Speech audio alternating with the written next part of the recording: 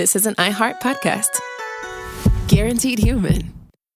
Work can be a little weird. Cringy training seminars, coworkers who won't stop talking about their plant, forgetting the mute button at an inopportune moment. We have to deal with a lot on any given workday. Sometimes it can feel hard to thrive and move forward in your career. Well, that's where LinkedIn comes in. LinkedIn helps you get ideas and insights from experts in your field, connect with people professionally, grow your network, and access tools designed to help you find the right fit for your next role. Whether you're just getting started, figuring out your next move, or looking to accelerate your career, LinkedIn is built to support you at every stage because LinkedIn is the network that works for you. Visit linkedin.com/knowstuff to learn more. If audiobooks are your thing and you've been meaning to listen to more of them, you should check out a podcast called Earsay, the Audible and iHeart Audio Club, hosted by Cal Penn. Each episode spotlights standout audiobooks on Audible across all kinds of genres: sci-fi, comedy, romance, thrillers, and more, with Cal talking to guests who help break down what makes each story worth listening to. It's a fun, easy way to discover your next great audiobook. Check out Earsay on the iHeartRadio app, Apple Podcasts, or wherever you get your podcasts. Welcome to Stuff You Should Know, a production of iHeartRadio.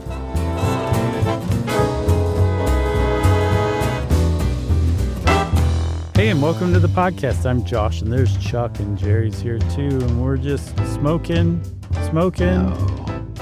Feel all right, just keep on toking. And this is Stuff You Should Know. Boston. Yeah, okay. Yep, that's right. I was in my head. I was getting there. Man, I thought you were going to go with Smoking in the Boys' Room. No, I always thought that was just kind of a lame. Yeah, that was a remake, Motley Crue covered it. I don't remember who did the original, do you? No, I don't remember. You don't need to email in and tell us. That's all right. If we're curious enough, we'll go look it up. Or you can. Feel free. Okay. Can't tell someone not to email. Now I do want to know. I'm going to look while you talk. Well, I think you should wait for the email. Maybe the writer of that song is listening. Brownsville Station. Okay, there you go. I never in a million years would have come with that because I've never heard those two words together as a band name. Oh, well, you've never taken a train there then. Have you ever heard of Brownsville Station? Just when I took a train to Brownsville Station. That's gross. I think I know what you're talking about. Oh, God. All right, let's get off this and get on something even grosser, which is cigarettes. Nice. And this was from our pal Julia, and I just I commissioned this one because I was like, you know what? Let's just do one on the cigarette itself, not like smoking and not the lawsuits and all that stuff or lung cancer, but just on the thing, the object. And Julia sent us an article called "The Cigarette Itself," appropriately titled, and I learned a lot in this one, chiefly that the cigarette was born in Spain in the early 16th century when cigars were around, and it was sort of a luxury item for the wealthy at the time because they were, hand rolled and imported from Mexico and South America. But when they would, stub out that last, half inch of a cigar or whatever, people that didn't have as much money would come along, grab that thing, and take out the tobacco, grind it up and pick it apart a little bit, and wrap it in paper and smoke it. And that was a little cigar or a cigarillo. Isn't that amazing? Yeah. I mean, I never thought about the word cigarette being a play on cigar. Oh, really? Like a tiny cigar. Because I always heard cigarillo, but like a kitchenette, a cigarette is just like the same sort of version of that. Ironically, I never thought of a kitchenette as a small version of a kitchen. Come on. So, Chuck, let's just hold our horses here. Before we go any further into the history, let's give a few basics about the cigarette. Great. So, they're about 84 millimeters long, a standard cigarette. And for reference, that's about the length of a cigarette. They're sold in packs of 20. And if you really want to get technical about a cigarette, next time you're at a party and you're bumming one from somebody or castigating somebody for smoking, even better, you can say that a cigarette is also technically known as a heated tobacco product. That's right. As we'll see, Camel first started putting them in packs of 20, and I could not find out if I think they did that to match the number of matches in a matchbook, which is 20. Oh, really? I'm pretty sure that's the story. I wish somebody would have told the hot dog makers that, because you get the buns of 8 or the pack of 8 hot dogs and buns of 6. I can never keep up these days with which is which. Yeah, that just still doesn't make any sense at all. But yeah, I'm pretty sure that they put it in a pack of 20 eventually to match the matches in a matchbook. But that may also be apocryphal. Who knows? That's a good one, though. What cigarettes are for is to deliver nicotine to your body, which is a feel-good chemical that is naturally occurring in tobacco. And the whole point is with a pipe, cigar, or cigarette, or anything like that, an e-cig, is to get you that nicotine, to get you addicted to it, to eventually kill you from it. Yeah, it's crazy, but that's essentially the point. And I think before the advent of mass-produced cigarettes, maybe you had a lesser chance of developing all sorts of hideous cancers and other diseases. But that, even if that's not true, or even if it is true, it doesn't matter, because we live in the age of mass-produced cigarettes, and these things are exquisitely engineered products that so much time and money and effort has gone into, and so much research, that most of what we know about cigarettes, what cigarettes do to the human body, how addictive they are, comes from the research the tobacco companies did over the decades that they kept, that eventually had to be handed over to the state attorneys general who sued them back in the 90s. Yeah, it's crazy how it all panned out. If you're looking at, and Julia kind of breaks it down with the white end and the brown end, but there are plenty of cigarettes that are white through and through, meaning the filter end is the same color. But the tobacco end is a filler of cut tobacco leaves and then plenty of additives. I think, how many did they admit? 599. Yeah, they wanted to get to 600 so bad, but they finally in 1994 released their additives, and it was a list 599 long, which is crazy to think about. I think they had 600, but some very sharp-eyed tobacco lobbyist was like, you got arsenic in here twice. So it says cut tobacco leaves. It's held in a porous wrapped paper that is sealed by an adhesive. And if you'll look closely, there's printed information on that paper that you're also smoking.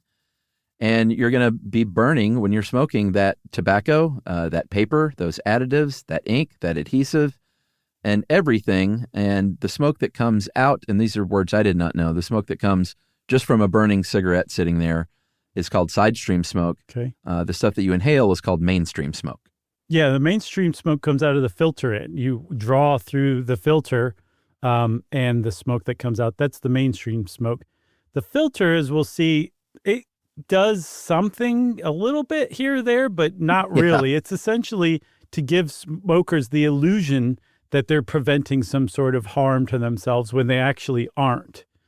Another illusion is that these cigarette butts, which are the most littered item in the entire world.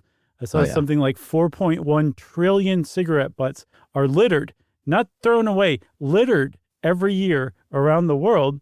And a common misconception among smokers is that they're biodegradable. They're not. They're photodegradable, not biodegradable, which is a real problem because they they litter all over the place, and they're a type of plastic. Yeah, those filters are cellulose acetate. And there are companies that put charcoal in there, but because charcoal is a great filter generally, naturally, but there aren't any studies that show that charcoal in a filter helps at all. Yeah. As far as like health outcomes or anything like that. There are 2 paper wraps on the filter end. There's a plug wrap around the actual filter, and then there is, if it's a brown filter, there's the brown, it's called tipping paper, around the plug wrap. And that is also sealed up so that, you don't want that smoke coming out of the side of the filter. Right. You want it going into your mouth. And then that filter is also treated. They changed the pH on that filter to purposefully turn it brown as you smoke. So you look and you see, man, look at all that brown stuff that's not getting into my lungs. It fooled me for 20 years. Up until a couple of days ago, I had no idea that was the case. Yeah, just one of the dirty tricks that cigarette manufacturers use and still use. That's just nuts. So let's go back to the cigarillo, shall we? Let's do it. So the cigarillo, I think you said it was the early 16th century, so the early 1500s, right after the Age of Discovery kicked off, right? And it took all the way to the late 1700s before it really started to spread outward into Italy and Portugal, which are not that far away. So apparently, people didn't think that much of the cigarillo by then. But as Europe started to go to war with itself, the cigarillo kind of hitchhiked to the fronts and was like, hey, what do you guys think about me? Pretty great, huh? Yeah, I mean, it's crazy. The rise of the cigarette is tied directly to the various wars over the years and the fact that soldiers wanted to smoke. It was, it helped calm their nerves. I think it was a comfort piece when you're, I bet a cigarette, and kids, don't ever try it. Don't ever even try it. But I bet when you're at war, sitting in a foxhole in miserable conditions, I bet that cigarette is one of the few pleasures that comes your way, Yeah. I bet that's a great cigarette to smoke. I would think so too. Yeah. So anyway, French and British soldiers discovered them in the early 1800s during the Napoleonic Wars.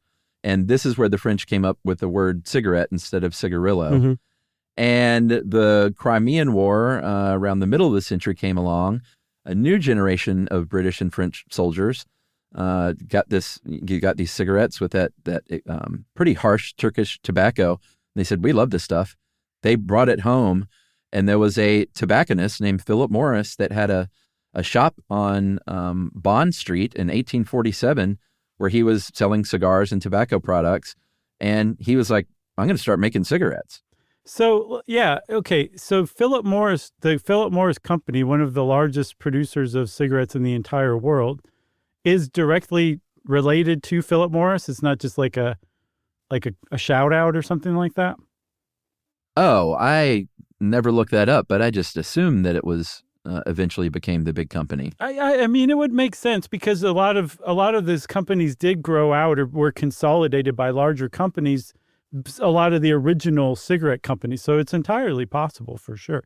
But regardless, he was one of the people who brought it to London and made it kind of like a fancy thing, which is really surprising because, Chuck, in America, it went a totally different way. When it really became a thing in the United States, as we'll see, it became associated essentially with juvenile delinquents at first. It was not a fancy, like Bond Street type thing to do. It was kids playing craps rather than going to school. We're smoking cigarettes too. Yeah, ne'er-do-wells. Yes, ne'er-do-wells. So at Philip Morris's Bond Street tobacco store, they started making their own cigarettes. They were not mass-produced, obviously. He had people hand-rolling just like they did with cigars. But they were pretty good. They would they would pump out like 3 or 4 a minute, which is pretty fast. They were pretty expensive as a result. And a couple of things happened that really made cigarettes, way more widespread. One was the invention of a rolling machine, like a machine that could pump out, eventually like 250,000 a day for a company. And the American cigarette, which used a combination sometimes of Turkish tobacco or sometimes just straight up American tobacco that was a lot less harsh and more palatable for, I guess, American appetites. Smooth, mild. So, yeah, there was a guy named James Duke who was a Durham, North Carolina tobacco heir.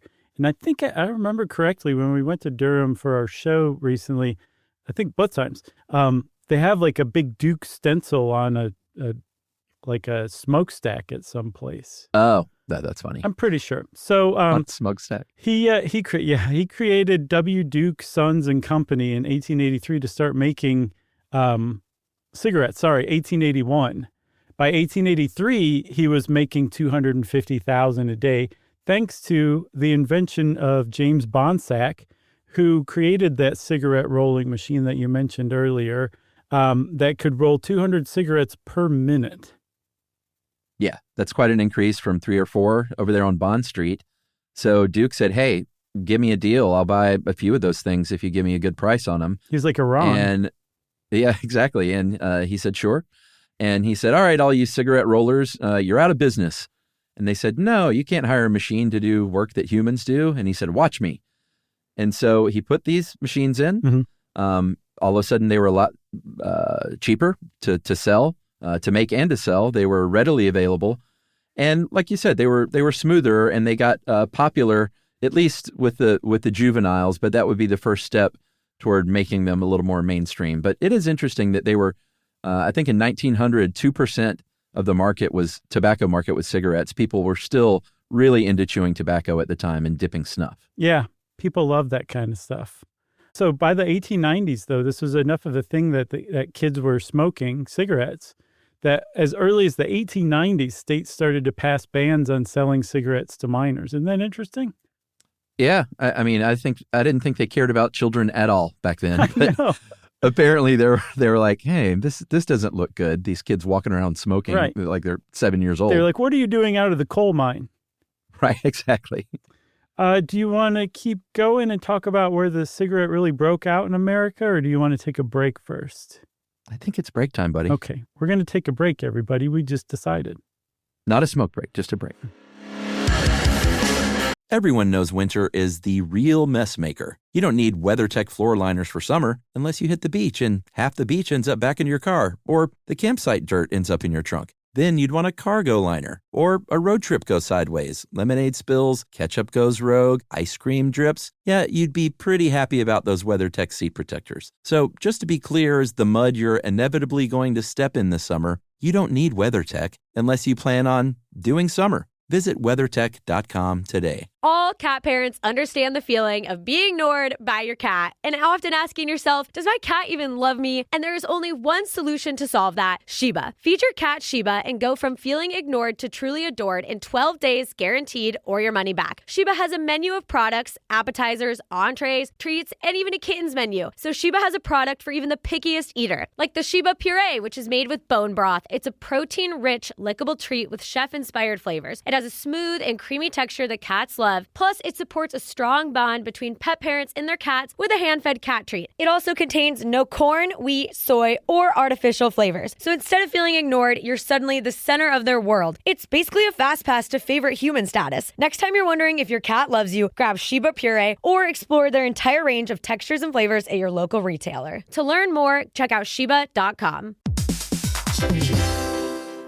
We've all done it. Tumble down an internet rabbit hole trying to self-diagnose. And sometimes doing our own research can leave us more anxious than informed. Your feed is packed with wellness trends telling you to cold plunge, protein max, detox, track your sleep. But what's actually real? What's exaggerated? What's just wrong?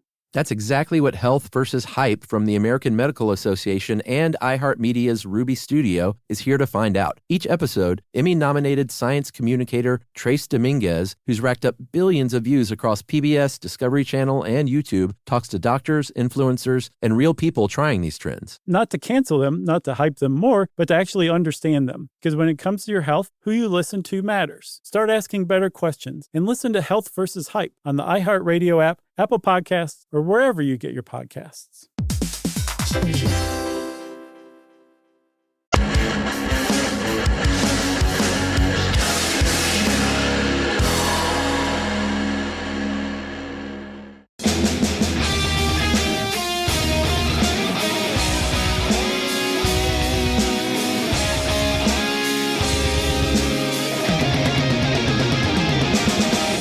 So just like in Europe, Chuck, war helped cigarettes just blow up, basically. And World War I in particular brought cigarettes to America by introducing it to American troops. And like you said, the men fighting World War I in the trenches were like, we need something.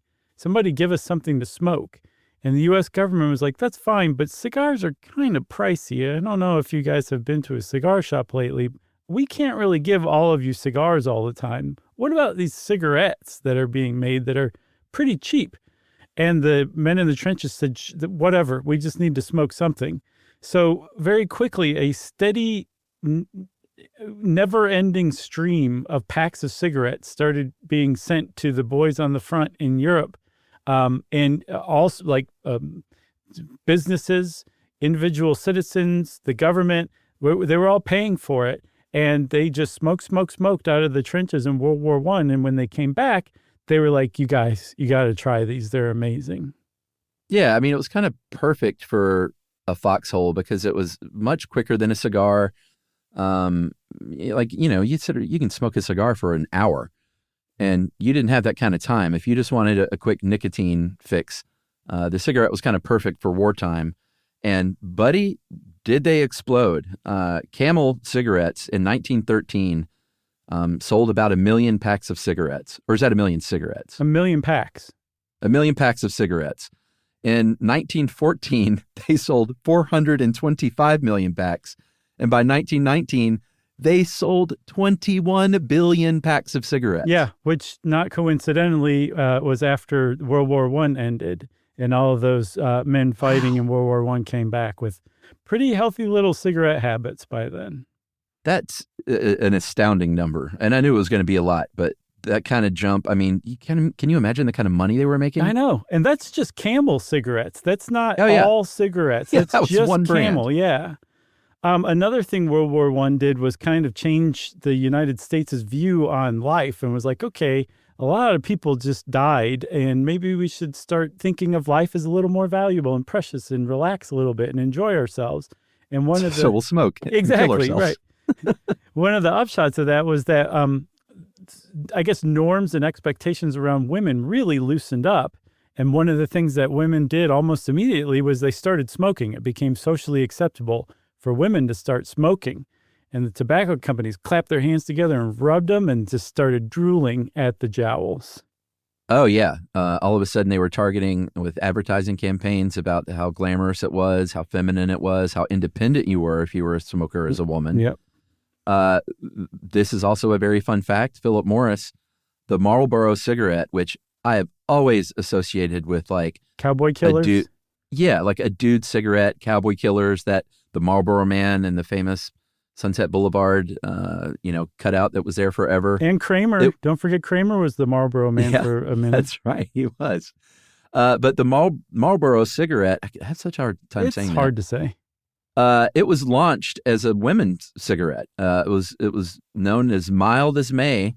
And I'm not sure when that switched, but that's kind of a fun little fact. I vow to pick up Mild as May as a phrase I'm going to start using.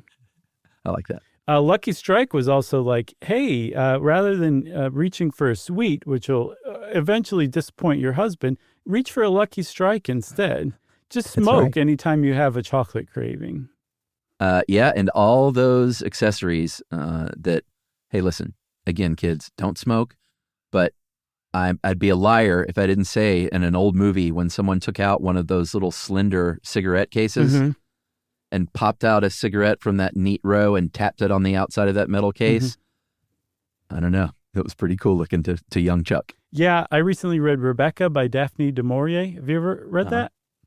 No, was it the Hitchcock movie, Rebecca? I think Hitchcock may have made it. Yeah, and that tracks because I think it was written in the early 30s. Have you seen the movie? Was it about a woman who is basically living in the shadow of her husband's first wife? Yeah. Yes. So that's the book. But people... Great undervalued Hitchcock movie, by the way. It's a great book, too.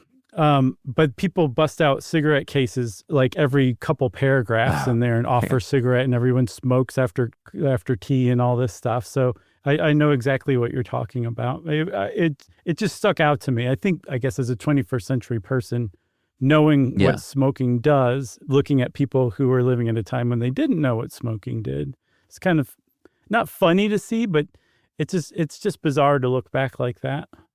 Yeah. I mean, I remember in college in Athens, there was always one like classy co-ed who like carried her cigarettes in a case and maybe even had one of those little cigarette holder extenders or whatever. Oh, yeah. Yeah, because, they were like, hey, look at me, I'm different. And, I'm an art major. So this is what we do. I'm like friggin' Audrey Hepburn here. The other thing that happened was they started putting cigarette lighters in cars in, I think, 1925, 1926 is when they became standard in cars, a little push-button cigarette lighter. So now they're saying, like, smoke everywhere. Yeah, and it just so happens 1925, 1926 is when the first cars came out, basically. So right out of the gate, they had cigarette lighters, huh?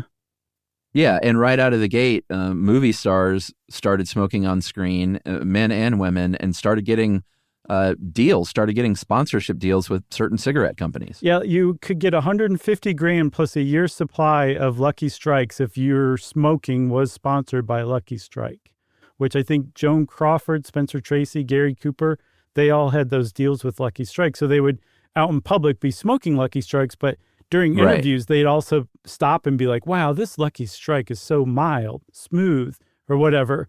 Like they would talk about it like as if it were, you know how people try to place ads, or they used to, I don't know if they still do, in podcasts where suddenly we'd just be talking about a product and it'd take you a second to catch up. That's what they used to do with Lucky Strikes. Yeah. And they're like, they send me a year's supply. So they sent me 1,000 packs of cigarettes. Exactly. It was nuts. So there's just tons of stars smoking. They were literally sponsored by tobacco companies. And even if you weren't, you could still be pitching them in regular ads. And there's a push today to, I think, retroactively and moving forward, give R ratings to movies that have smoking in them, which I hadn't heard of, but I ran across that recently. Yeah, I heard about that. Much different back then, obviously. By the middle of the 20th century, cigarettes had 81% of the tobacco market. So people really ditched the chaw and the snuff for cigarettes, generally speaking. And people, pregnant women were smoking. You smoke in the movie theater, smoke on planes, on buses, in the office. Your doctor would smoke in front of you during an appointment. People reading the news on TV would be smoking while they were giving you the news. It's crazy when you look back at old, TV show, either not just episodes, but like Dick Cavett show and stuff like that. Just like everybody was smoking all the time. Yeah, I mean, there were ads that were doctors recommending a certain kind of cigarette because they were smoother. They made you cough less or something like that. It was just absolutely crazy. But eventually, people started getting hip to the idea that these things might kind of be bad for us. I think as far back as the 1760s, there was a doctor named John Hill who wrote cautions against the immoderate use of snuff because he'd noticed that people who were using snuff tobacco, which is exactly what it sounds like. It's powdered tobacco you sniff like it's a bump of cocaine. That they were, he had observed nasal swellings and excrescences in snuff users. And he's what like, even is that? It's, I think, pussy lumps in their noses. And he's like, I think those are probably cancerous. And this is back in the 1760s. Yeah, so that's super early on. In 1900, they finally put tobacco extract. They did official scientific tests. They put tobacco extracts. They applied it to guinea pigs, of course, and they saw cellular activity associated with cancer development. They linked it to cheek cancer as early as 1928. And then about a decade after that, they said, you know what, if you smoke, you're not going to live as long. No. And then I think by 1950, they started having enough studies that they could do meta-analysis essentially and say, if you smoke, you have a higher chance of getting lung cancer than somebody who doesn't smoke.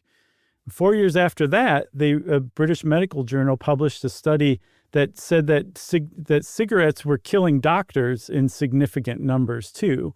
And the fact that doctors are now dying from smoking cigarettes, that kind of got people's attention. Yeah, and these were all unfiltered basically up until 1950. In 1950, the Winston cigarette was the first one to come out as a mass-marketed filtered cigarette. And again, it helps a little bit. It's not like the filter is completely useless, but it's not filtering out. It was largely a ruse to say, hey, they're saying smoking's bad for you, so now we've added a thing to make it safe. Yeah, I read that initially it was an earnest attempt to create a healthier, less deadly cigarette.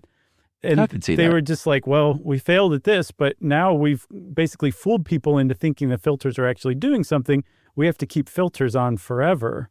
It very quickly just became a device rather than something that actually worked. It can catch some particulate matter, but it's doing nothing to the gases in the smoke. They're just coming through fully toxic. But again, smokers were like, okay, great, we've got that licked. We have filters now. Let's all go back to smoking as much as we want.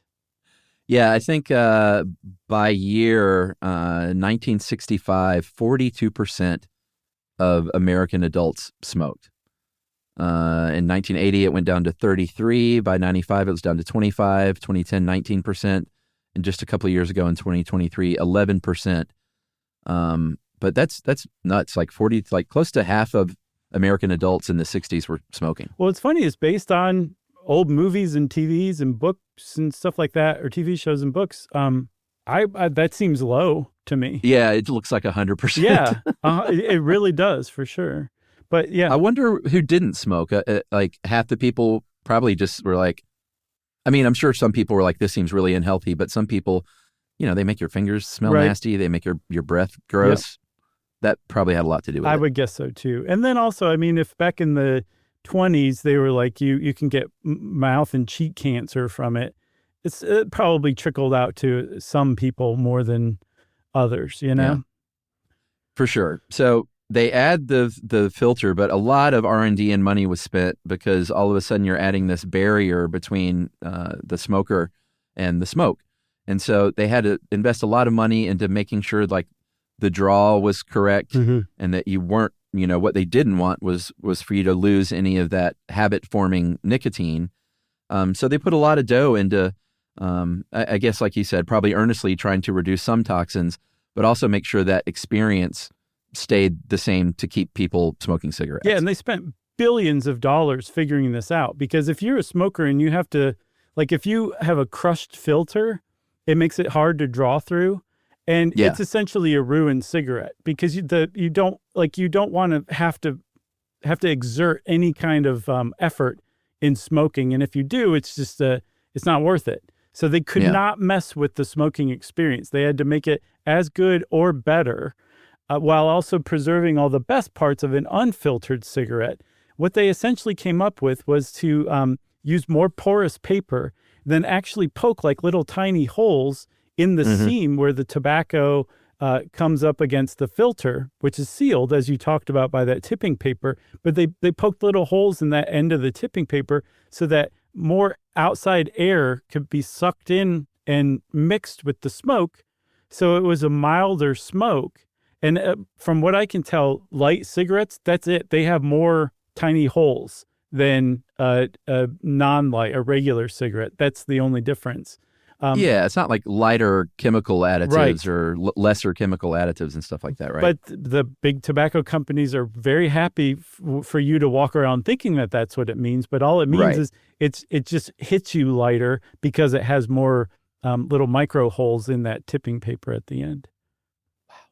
Everyone knows winter is the real mess maker. You don't need WeatherTech floor liners for summer unless you hit the beach and half the beach ends up back in your car or the campsite dirt ends up in your trunk. Then you'd want a cargo liner or a road trip goes sideways, lemonade spills, ketchup goes rogue, ice cream drips. Yeah, you'd be pretty happy about those WeatherTech seat protectors. So just to be clear, as the mud you're inevitably going to step in this summer, you don't need WeatherTech unless you plan on doing summer. Visit WeatherTech.com today. All cat parents understand the feeling of being ignored by your cat and often asking yourself, does my cat even love me? And there is only one solution to solve that, Sheba. Feed your cat Sheba and go from feeling ignored to truly adored in 12 days guaranteed or your money back. Sheba has a menu of products, appetizers, entrees, treats, and even a kittens menu. So Sheba has a product for even the pickiest eater, like the Sheba Puree, which is made with bone broth. It's a protein-rich, lickable treat with chef-inspired flavors. It has a smooth and creamy texture that cats love. Plus, it supports a strong bond between pet parents and their cats with a hand-fed cat treat. It also contains no corn, wheat, soy, or artificial flavors. So instead of feeling ignored, you're suddenly the center of their world. It's basically a fast pass to favorite human status. Next time you're wondering if your cat loves you, grab Sheba Puree or explore their entire range of textures and flavors at your local retailer. To learn more, check out Sheba.com. We've all done it. Tumble down an internet rabbit hole trying to self-diagnose. And sometimes doing our own research can leave us more anxious than informed. Your feed is packed with wellness trends telling you to cold plunge, protein max, detox, track your sleep. But what's actually real? What's exaggerated? What's just wrong? That's exactly what Health versus Hype from the American Medical Association and iHeartMedia's Ruby Studio is here to find out. Each episode, Emmy-nominated science communicator Trace Dominguez, who's racked up billions of views across PBS, Discovery Channel, and YouTube, talks to doctors, influencers, and real people trying these trends. Not to cancel them, not to hype them more, but to actually understand them. Because when it comes to your health, who you listen to matters. Start asking better questions and listen to Health versus Hype on the iHeartRadio app, Apple Podcasts, or wherever you get your podcasts. Should we take another break? Yes. All right, we'll be right back right after this.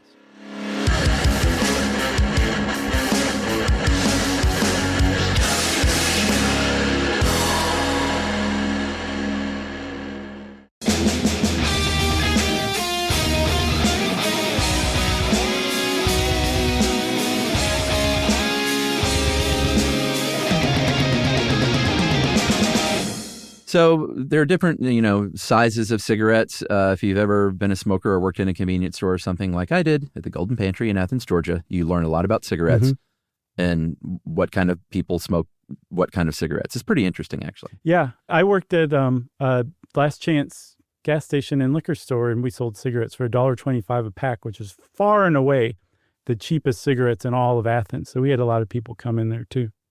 What was the cheapest brand? I totally remember the ones that we had. I don't remember what they were back then. The cheapest cigarettes, and these are this is the stuff I always felt the worst about, was when people were like, I can only afford to buy the bare bones, swept off the floor tobacco cigarette brand. That was just more depressing to me even. And in our store, they were bucks. I don't remember those at all. It had a big antlered deer on the front of it. And bucks were really cheap compared to the other ones. So I can't imagine what was in those things. That sounds very scary. But there are different lengths, different kinds of filters. I remember the Parliaments had the recessed filter. Occasionally when I had cigarettes here and there. In New Jersey, that's a lot of people smoke Parliaments. You can have those long 120s. They're called extra longs. And different diameters, including something I tried in college occasionally, was the old Camel Wide. Oh, I forgot about those. Remember those plugs? Yep. I went the opposite direction. I smoked Capri Ultra Slim 120s for a little while. Are you serious? They were essentially as big around as funny. like a popsicle or a sucker stick. Yeah. Oh, yeah. I remember my friend Justin's mother smoked those, and I never saw anyone that wasn't a mom smoke those. Yeah, I took a lot of crap back in the day because I would smoke those. I smoked Virginia Slims for a while. That's really funny. I don't remember how either of those came to be my brand, but I would guess that I started smoking Capris because I like the watercolor design on the box. That's probably what first caught my attention. You always have marched to the beat of your own drum. So I could see Josh Clark doing that just to be different. Yeah. They were good, though. I liked them. Wait, let me rephrase that. Kids, please don't listen to any kind of nostalgic tone in anything I'm saying, because if I could go back and do it again, I never, ever would have smoked. Of course. Quitting smoking was the single hardest thing I've ever done in my entire life by far. It is definitely not worth it. Yeah, totally. I was the dreaded social smoker who all my smoker friends hated because I could always take it or leave it, and it never got its hooks in me as far as an addiction goes. That just did not compute with me. But I was always in awe of people like you. Yeah, I was the one who would bum the cigarettes off my smoker friends, right? And they were always nice about it. I was not the guy at the party who let the filtered in because I had too much to drink. I was the guy who would smoke with the flu. Or the guy that if the cigarette broke, the tobacco end broke a little bit, you would hold your finger around that part just so you could still not waste that cigarette. But again, we're not waxing nostalgic, everybody. So where are we, Chuck? Oh, we were talking about some innovations at the time, I guess. Yeah. I mean, one innovation, and by innovation, we mean terrible things cigarette companies did to make them worse and more addictive, basically. So like innovation for them was what's called puffed or expanded tobacco. And that's when they soak tobacco leaves in ammonia and freon to make them puff out and increase their volume. They swell up some, and then they freeze dry that, and they do that so they can get more cigarettes out of less of a tobacco purchase or harvest. Yeah, it's just a space filler. And Yep. from what I saw, Freon, they only used that only for about 30 years. That discontinued a couple decades ago. But ammonia is That's still good. very, very much an ingredient in cigarettes. One Yeah. of the big things ammonia does is it allows you to absorb free-base nicotine more easily. So you get more nicotine out of each puff of cigarette, which a lot of observers point to as clear evidence that tobacco companies went out of their way to make their products more addictive. Yeah. Yeah, for sure. Also, we should mention while we were kind of talking about what kinds of people smoke what cigarettes, and if you work at a convenience store, you kind of see repeated patterns. It's clear if you've ever sold cigarettes that African Americans tend to prefer menthol cigarettes. I think more than 85% of black smokers smoke menthols. And once again, the tobacco companies found this out kind of during the civil rights movement, and they were like, hey, we found a new target demographic of people that we can try and kill and market to. Yeah, because about the same time as the civil rights movement was just barely starting and the black press became an actual viable outlet for national brands to advertise in, all of a sudden, menthol cigarettes became a thing. Salem, Newport, Cool, Alpine all came out within a year or two of each other. Alpine's not around anymore. And so just by essentially, I guess, targeted happenstance, the tobacco companies started heavily advertising menthols in the black press. And so that eventually came to be the favored kind of cigarette among black people in America. And I read an article by a guy named Alan Blum, who is the director of the Center for the Study of Tobacco and Society. And he kicked out an estimate that about a third of the ads in some issues of Ebony and Jet magazines, black-oriented national magazines in the U.S., were for tobacco products, mostly cigarettes, mostly menthol cigarettes.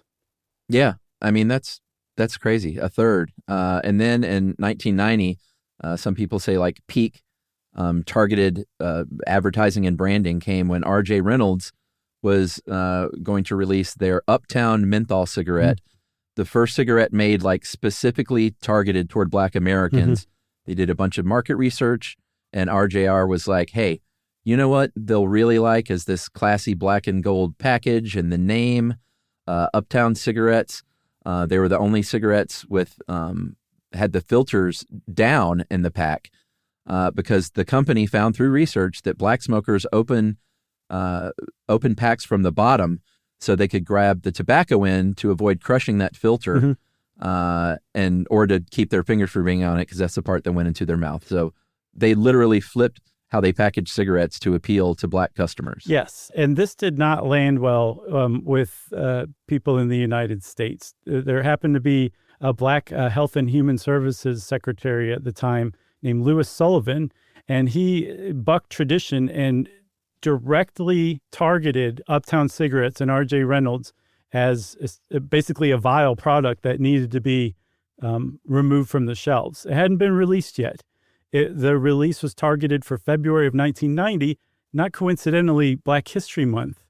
And enough of a protest erupted in the U.S. led by Louis Sullivan that R.J. Reynolds withdrew it before they could ever roll them out and sell Uptown cigarettes.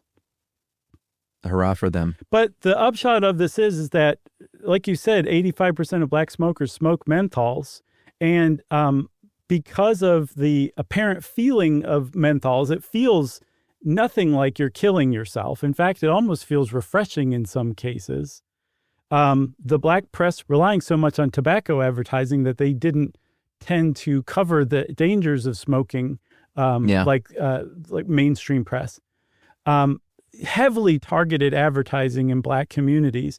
By 1990, black Americans had a 58% higher rate of lung cancer than white people. And it still goes on today. There's a national ban on flavored cigarettes, but menthol got exempted because black-led community organizations tend to lobby the White House to prevent menthols being taken out of circulation because those groups tend to be funded by tobacco companies. So essentially they're fronts for the tobacco company lobby. And this one 2012 study found that nearly 40% of black smokers said they would quit if there weren't menthols any longer. So the tobacco companies have a lot to lose, and half of an entire market if menthols are done away with, Yeah. like all the other flavors. It's the only flavor still allowed in the U.S. Pretty despicable stuff. So you're probably wondering, like, hey, if smoking's so terrible, surely it started to wane. And I gave you some stats earlier, and it has. And that's because in the 1960s, we started slow rolling a little bit more warnings, Surgeon General warnings. In 64, the Surgeon General released Smoking and Health. This is a report that basically said it's the single largest contributor to lung cancer in men. It's linked to premature birth. It'll increase your risk of a fatal heart attack by 70%. In 65, just a year later, they started mandating warning labels on packs. In 1970, they said you can't advertise on TV and radio, even though in print you still could. Mm-hmm.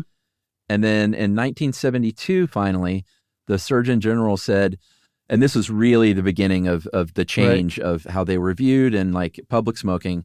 In 72, they said involuntary smoking, which is secondhand smoke, it's also really bad for you. We're just going to leave it there. And 14 years later, in the mid 80s, they said it can actually give you lung cancer. Like you can not smoke at all and be around smokers and get lung cancer. Yeah, that happened to Screech from Saved by the Bell. Dustin Diamond died of lung cancer, and he never smoked a cigarette in his life, apparently. He attributed it to staying in cheap hotels where you could smoke still.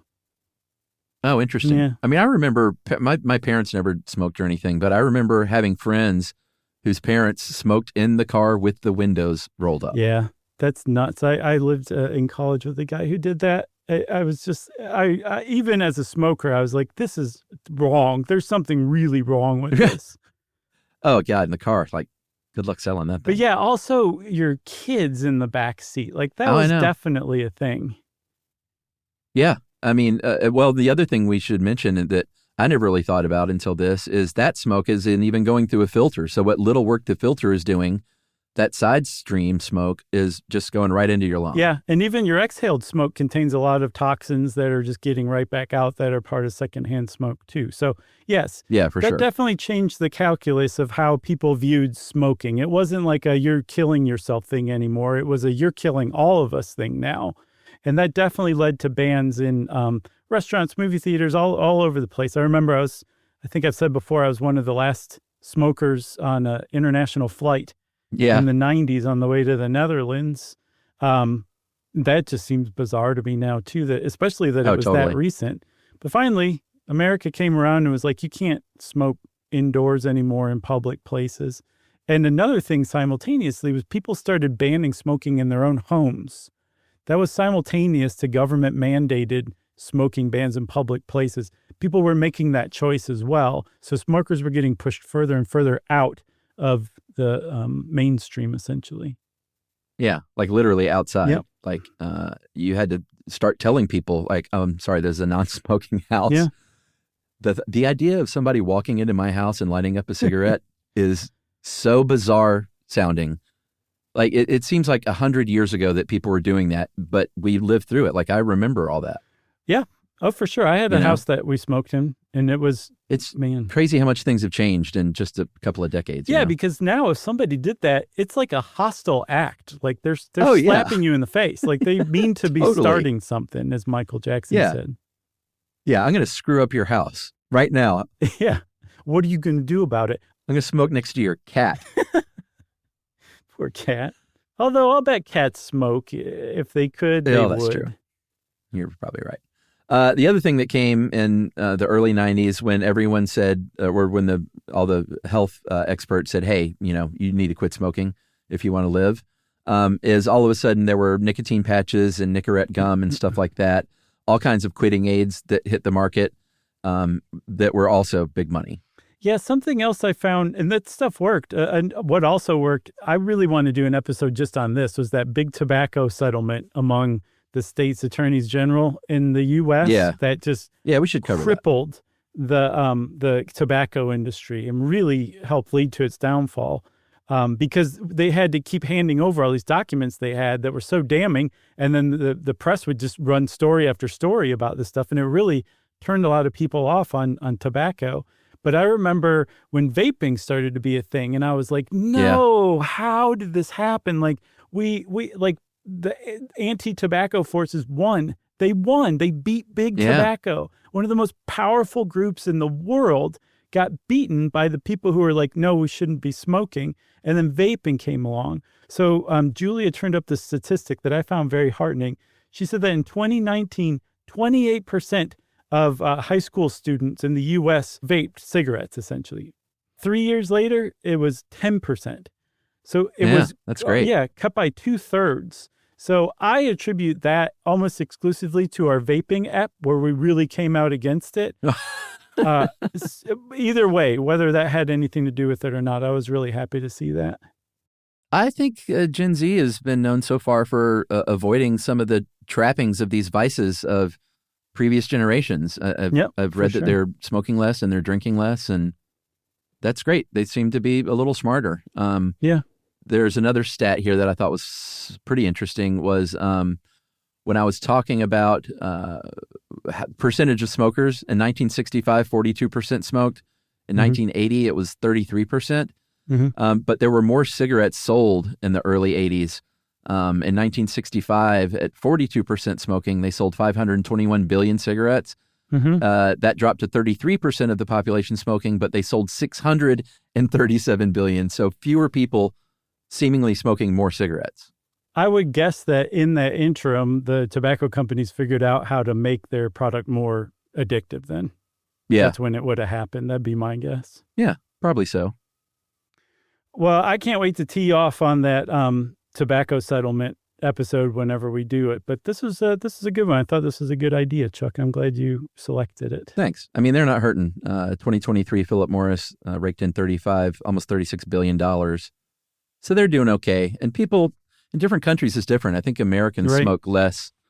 I mean, when I've traveled through Europe, a lot of people smoke. I know in Asian countries, there's a lot of smoking. Yeah, it's everywhere. Yeah. Right after I quit, we went to Japan, and they smoked. They smoked during a funeral. Yeah. And I was sitting there like, I want one of those so bad. Yeah. When we were in Vegas collecting our Lifetime Achievement Award a couple of years ago, yes, I went to a dinner at a really nice Chinese restaurant in one of the casinos. Unfortunately, it was a smoking casino. And, you know, the restaurants aren't like walled off. It's just kind of part of the casino. There was a group of young Japanese men, probably in their late teens to early 20s, like 13 of them, standing just on the other side of where our table was and just chain smoking. Wow. Over and over and over, to the point where I was like, man, this has legitimately ruined this awesome meal. Yeah, that sucks. It does. It definitely can. Time. It can. Just one person smoking can ruin a meal. I can't imagine 13. Yeah, but oh boy, they were loving them. They were pretty happy smoking those cigarettes. You got anything else? I got nothing else. All right. Well, that's it for cigarettes, everybody. Thanks for listening. And since I said thanks for listening and Chuck's got nothing else, you put those two together and we've just unlocked listener mail. Correction for Josh during our oh boy, listener mail. This isn't a big one. Hey guys, longtime listener, first time writer. Reference to the listener mail in the USAID episode. Josh mentioned Red Tail or Red Hawk beer and said it was from Modesto, but the beer is Mendocino. Yeah, I remember now. Given the similarity in those names, it's easy to confuse these very different California towns. I can personally confirm Mendocino Brewing Company was and now still is a great brewery. They ceased operation in 2018, but were purchased and are now back in production in Hopland, which is in Mendocino County. Thanks for everything you do, you guys. That's from Devin in California. Very nice, Devin. Thank you for that. And yeah, it's still a good beer, even if it is from Mendocino rather than Modesto. Yeah, we just want to shout out the right town. Yeah, but thank you for being gentle. I appreciate it. Yeah. Not calling me a dipstick or anything like that. No, that's not dipstick worthy. Who was it again? I know I just said their name. That's Devin.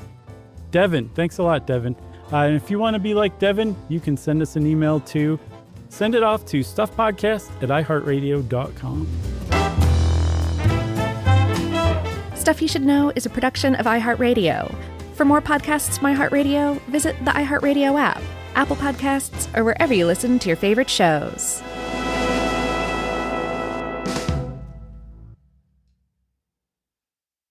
You know, you could be adored by everyone and still completely ignored by your cat. Trust me, I know. But if you feed your cat Sheba, you can go from being ignored to truly adored in 12 days guaranteed or your money back. Sheba has a full menu of products, appetizers, entrees, treats, even a kitten's menu. It's so cute. So Sheba has a product for even the pickiest eater. Like Sheba Puree, it's made with bone broth, they're chef-inspired flavors, it's got a smooth and creamy texture that cats love, and contains no corn, wheat, soy, or artificial flavors. It's food that your cat's gonna love. To learn more, check out Sheba.com. That's SHEBA.com. Stuff at Sea is a 5-night, adults-only sailing trip that brings the Stuff podcast universe to life on board. This voyage is a culture-soaked escape where pink sand paradise meets curious minds. Sailing round trip from New York City to Bermuda on October 2nd to 7th, 2026, this voyage drops you straight into the iHeart Podcast Stuff universe. On top of the adults-only experience you already love, you'll get live podcast episode recordings, behind-the-scenes sessions, themed activations, and more unmissable onboard moments. Learn more at virginvoyages.com/stuff. If audiobooks are your thing and you've been meaning to listen to more of them, you should check out a podcast called Earsay, the Audible and iHeart Audio Club, hosted by Cal Penn. Each episode spotlights standout audiobooks on Audible across all kinds of genres: sci-fi, comedy, romance, thrillers, and more, with Cal talking to guests who help break down what makes each story worth listening to. It's a fun, easy way to discover your next great audiobook. Check out Earsay on the iHeartRadio app, Apple Podcasts, or wherever you get your podcasts. This is an iHeart podcast. Guaranteed Human.